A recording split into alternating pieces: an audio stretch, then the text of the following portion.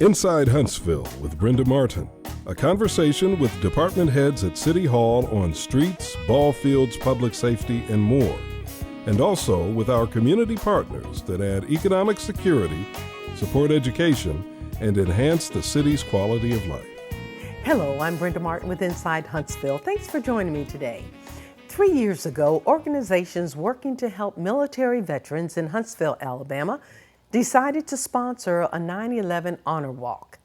The purpose, not only to honor the veterans, but to provide an outlet for the enduring pain and sadness that sometimes creeps into their lives. Here to talk more about the 9/11 honor walk is organizer Reverend Kerry JOFFRION of Turning Points Consultants, LLC. Reverend JOFFRION, thanks so much for taking time out of your busy schedule to join me today. Oh, thank you so much, Brenda. 3 years it's been a long time, and it's been active, been pretty active. Talk about the beginnings. Sure. We had a lot of people in the community wondering if there would ever be a collective 9/11 event for Huntsville. There are various communities and smaller groups that had put on their own remembrance and honoring of 9/11 in smaller ways, but we thought that it would be very important for the full community to come together in a remembrance of 9/11 as we went on through American history.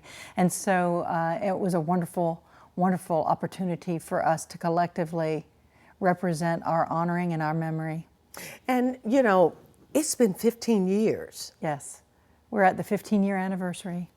And it doesn't seem like it's been 15 years at all, does it? No, we hear that from many people. Yes. And we have a 15-year anniversary this year in 2016. And Turning Point's been involved from the year 2001 with remembrance and honoring of 9/11. In fact, we were the consultants at St. Paul's Chapel at Ground Zero. So we have a very strong connection with the Ground Zero community and the response of the first responders in New York. So you've been there from the beginning. We have, and we're a Huntsville company. So it's a very interesting organic relationship that has developed with New York as well. Well, the method to accomplish your goal is indeed unique, needless to say. Tell us about it. We have an interesting giant 60 by 60 labyrinth that we've placed underneath the Pathfinder, which corresponds with the labyrinth that we've placed at Ground Zero at St. Paul's Chapel, where the first responders were housed and where really the collective grief of the nation and the world is still represented.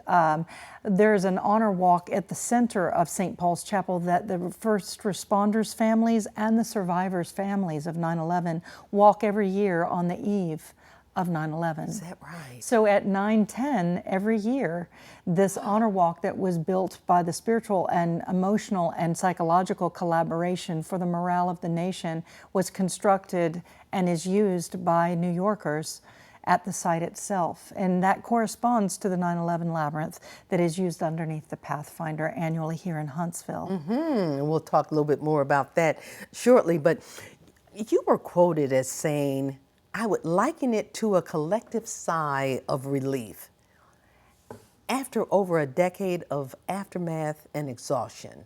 Expand on that, if you will. What did you mean by that? The first time we had the honor walk, there was a sense of a kind of collective sigh of relief that the whole community had come together in honor and in memory of those first responders, the military and veterans who gave their lives sacrificially either at 9/11 or in service to their country following. One of the things that's interesting that the collective morale of the nation has been experiencing and expressing is that even if a young man or woman did not sign on September 1st, 2001 to serve their country, the newest wave and younger age of veterans, there is a collective connection to the 9/11 tragedy. And so most people emotionally, spiritually, mentally connect their service to their country with 9/11 if they're 35 and under. And so it's become collectively a kind of, in effect, it's become for the younger generation of military families and their veterans, the Pearl Harbor Day. for them in terms of where they really date the moment that they felt they should serve. And it's when I said that we've had a collective sigh of relief with the 9/11 Honor Walk, it's almost as if we've been holding our breath for 10 years. At the time, the first one was around the 10th year mark. Now we're at the 15th year mark.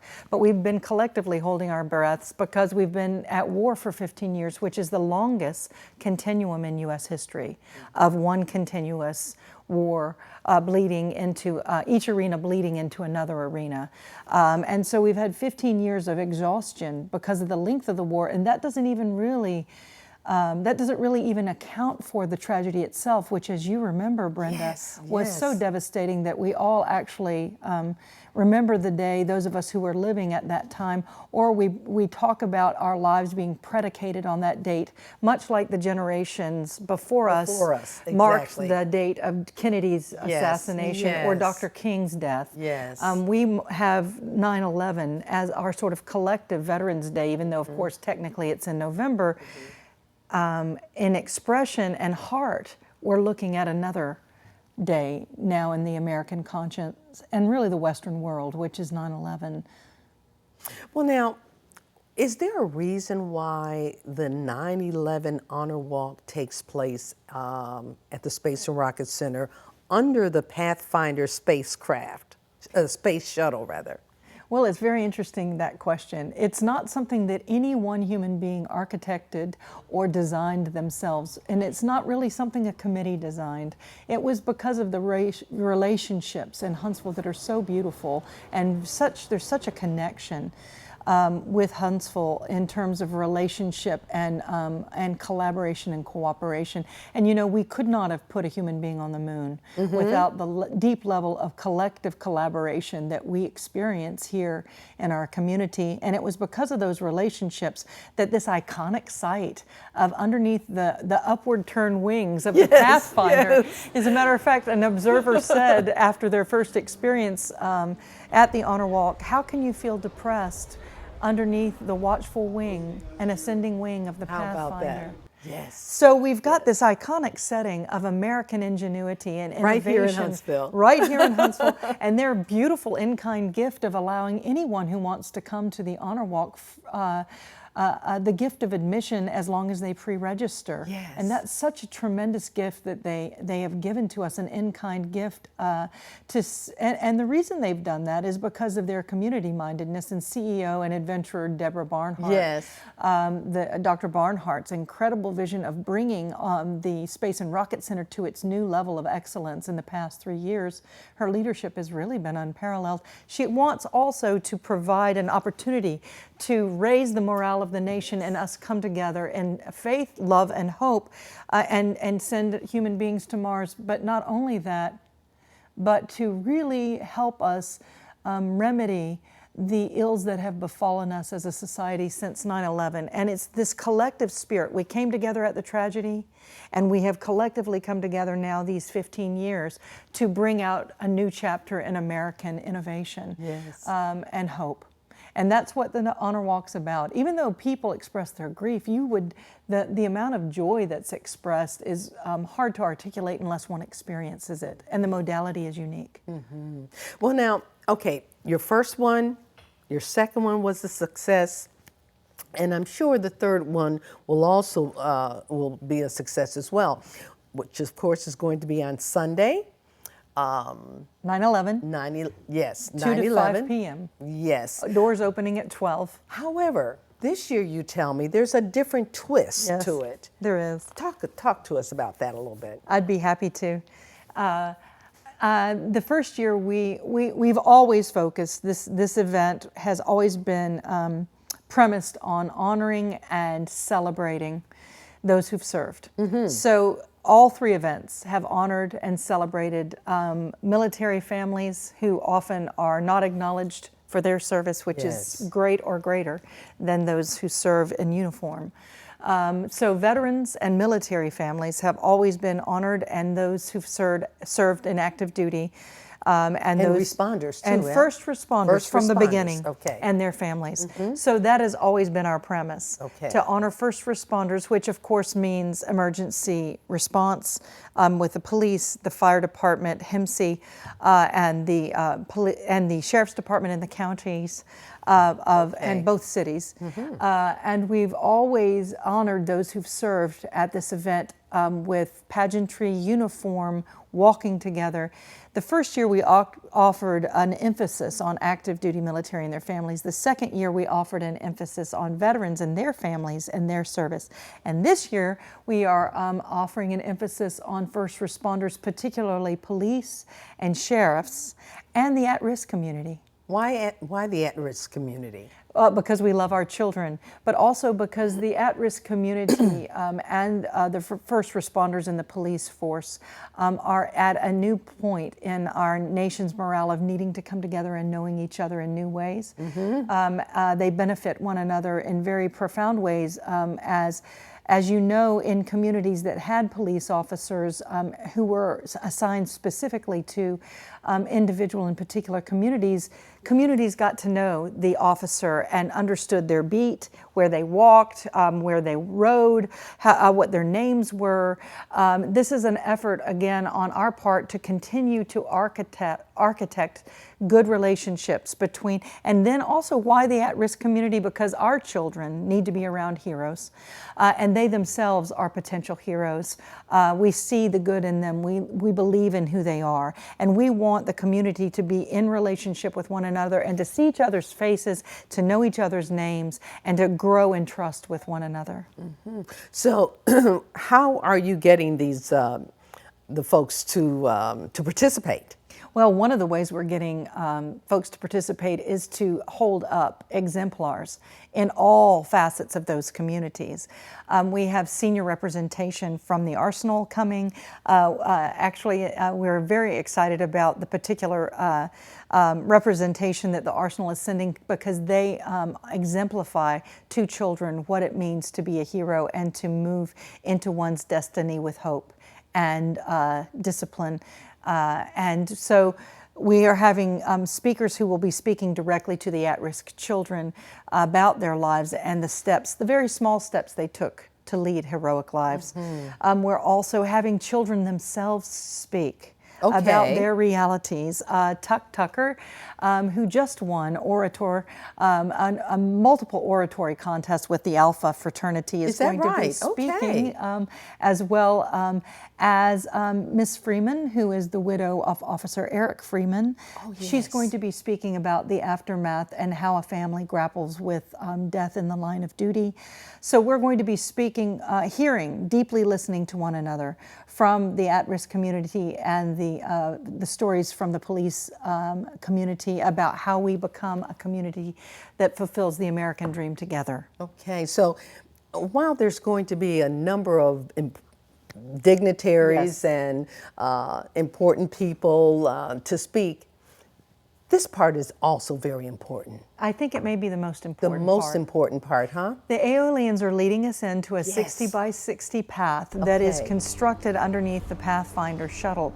That path is an ancient design that we have reclaimed that has always brought communities together. Yes. So this 60 by 60 path, if you can kind of envision this with me, as they step onto the path, the Aeolians, who are 70 strong, and the winners of the 2012 Gold Award for the Globe. That's right. Our own Aeolians from Oakwood University in Huntsville, Alabama, That's right, are considered to be one of the world's greatest choirs. And if you've never heard them, that's the only reason you don't know that they are. That's right. Under the direction of, Jason Ferdinand and the watchful eye and beautiful empowerment of the Oakwood University community, the Aeolians will lead us as exemplars on the path of unity.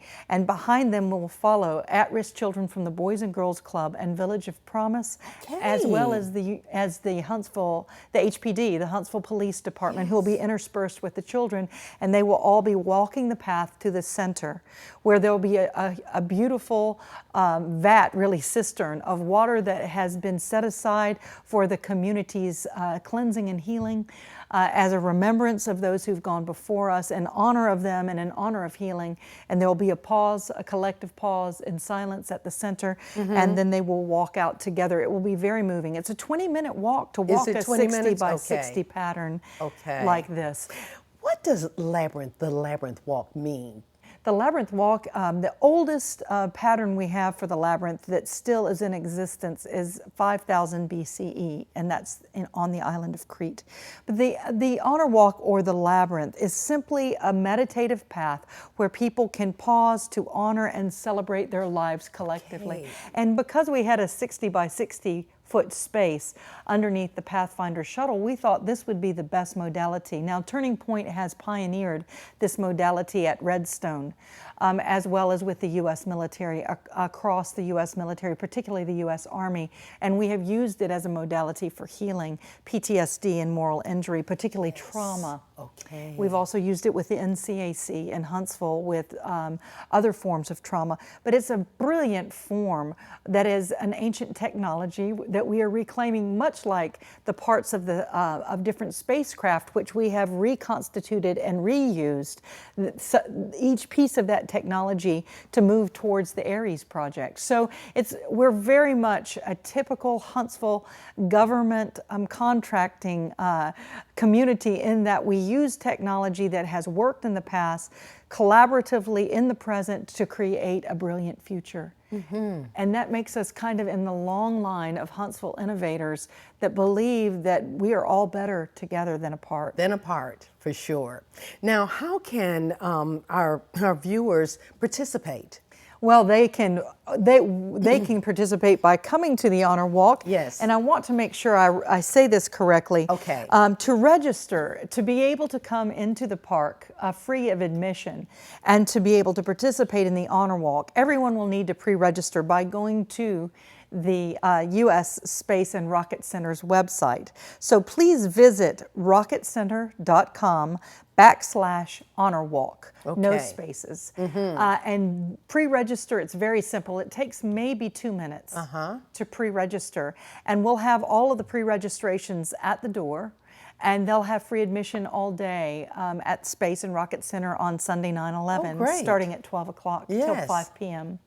And the registration is important because U.S. Space and Rocket Center has a need to have the pre-registration so that they don't have to pay the regular admission fee at the door. Sure. So for children, normally the admission fee is $16, and for adults it's $26. So you can imagine this is quite a gift. We are expecting, the first year we expected several hundred, and we got over 500. Okay. The second year we expected over 500, and we got over 1,000.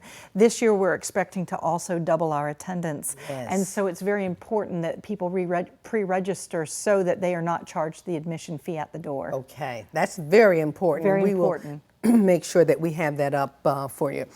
Thank I want you. to share this with you. The writer-author Homer Hickam of the movie October Sky says, and I quote, "Miracles sometimes happen, but even if they don't, understanding one another makes a big difference, and the labyrinth seems to have the power," unquote. Can you elaborate a little bit more on that? Yes, well, Homer is, one of the fathers in this community that has exemplified overcoming obstacles. He was the son of a coal miner who had the dream of being a rocket scientist, and of course he found himself realizing that dream in Huntsville, Alabama. Yes, yes. And so Homer had an unlikely trajectory. Given the nation's morale at this point in our history, and given the magnitude of the tragedy, we have a need for a collective sigh of relief, and now a renewal of spirit. And so Homer has chosen to get involved specifically with this event because he sees it as important to morale in this nation as the rocket boosters of the Pathfinder were to her ascent into the next level of the stratosphere. Yes.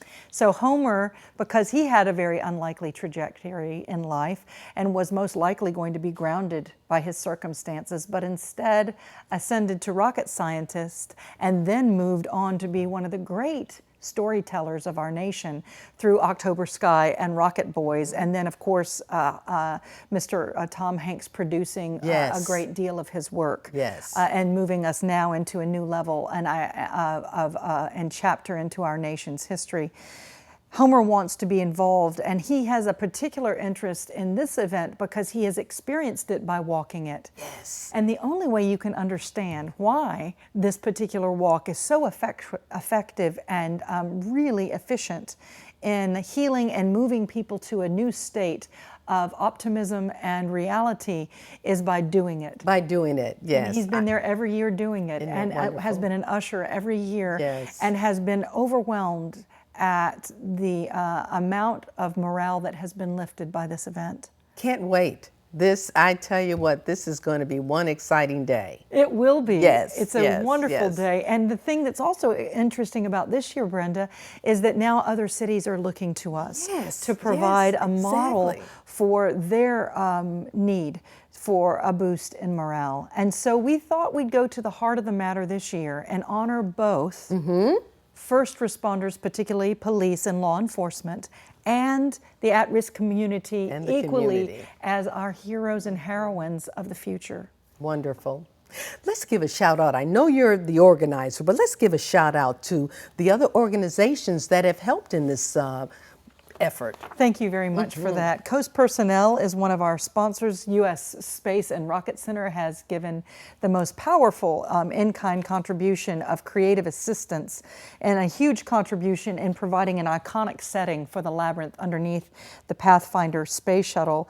How can you lose your way underneath the watchful wings of the U.S. Pathfinder, and maybe America can find her path again too. Right. We've also had a wonderful gift of assistance from still serving veterans, who is a sister brother company to us. Yes. And they do so much to empower employment in veterans in this community, who have won award after award for their amazing work with empowering education and employment for U.S. military and their families. Jedi, the band by Lisa Williams and Microwave Dave, the Aeolians of Oakwood University, and Soldier One are all collaborating to bring this event. And it's more than an event. I think you'll find it interesting that there's an educational possibility that has come as a result of the event between the Huntsville Police Department, and Chief McMurray will be speaking on behalf of the HPD as he introduces Miss Leslie Freeman. Yes. But there is an educational collaboration that actually was the birth child and mind child of some of the African American leadership among the Pastoral Association in North Huntsville. There's going to be an interesting educational opportunity. We're going to co-write a grant together so that at-risk children and Huntsville Police Department's cadet academy students will be working and learning together as we go on the next 2 years down the road as a community. Isn't that wonderful? So it's not a flash in the pan event, but actually there'll be a long-term collaboration through education. Yes, yes. We also want to mention that if there are any other communities who's interested in starting their own 9/11 honor walk, they can contact you. What's that information? Oh, thank you very much. Any other cities or communities that are interested in starting their own 9/11 honor walk can reach us by going to our website, which is www.turningpointconsultants.com. And we actually have created a packet that will help them with their own honor walk preparations, and so that they too can offer this incredible opportunity to lift the morale of their communities and move toward a new chapter together since 9/11. Since 9/11. Can I just say thank you so very much to you for your leadership I mean, you are incredible. Thank you so much. We are so grateful that we have this unique modality that works. And I tell you, Brenda, I know this sounds like I just want to say that we have been so humbled by this in the walking of this. We never had any idea that it would be as effective as it has been. And effective it is. It is. Thank you very much. It is.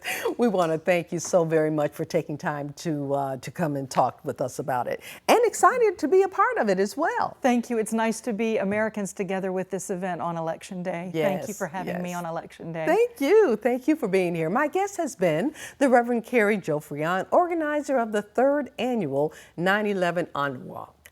Coming up September 11th at the Space and Rocket Center under the Pathfinder shuttle. You won't want to miss it this year.